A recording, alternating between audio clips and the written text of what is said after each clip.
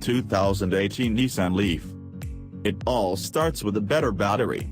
Not a bigger battery, because this one fits into the same space under the seats as the one before it, but thanks to advances in energy density and battery chemistry, the 2018 Nissan Leaf has crammed 40 kWh into the space previously taken up by 30 kWh. For reference, a kilowatt-hour, or kWh, is equal to the energy used by your 1000-watt hairdryer if it's left on for 60 minutes. The number of kWhs equals the size of the gas tank on an electric car. More kWh equals more range. That means the 2018 Leaf will go 150 miles on a charge. Most electric cars on the market make it a little over 100 miles on a charge. Then at the top of the class are a couple cars that go over 200 miles, like the Chevy Bolt, which exists, and the Tesla Model 3, which doesn't, at least not in any significant numbers.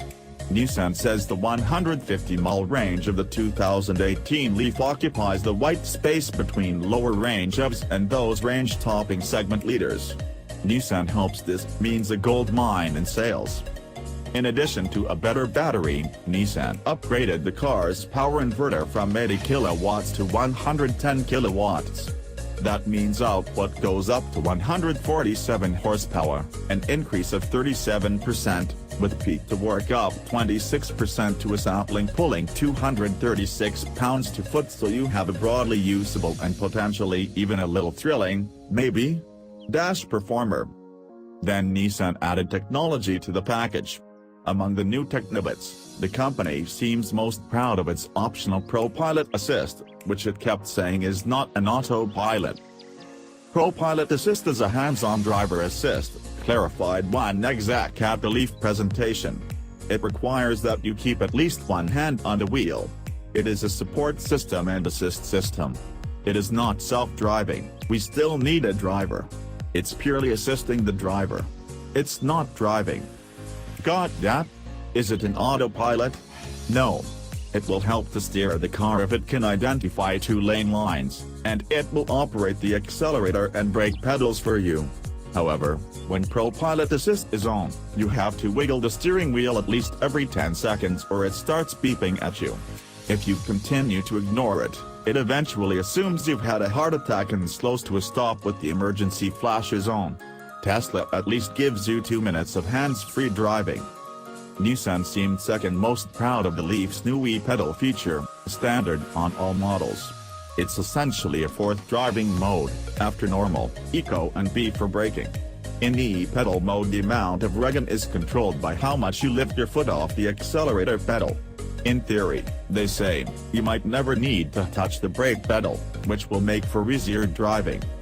The new Leaf also gets a slicker new exterior design. That's what's called a floating roofline on top and a V-motion layered grille in front. Inside, the dash is centered around a new 7-inch touchscreen, embracing the trend toward iPad-like singularity of EV dashboards. You can get Apple CarPlay or Android Auto, and you can even get Amazon's Alexa to warm up the cabin before you leave the house on a cold day. Or just do it via your smartphone with the Nissan Leaf app. So, bearing all this in mind, off I drove in a new Leaf to try it all out. First thing I noticed, and I mean right out of the parking lot, was the increased power and torque.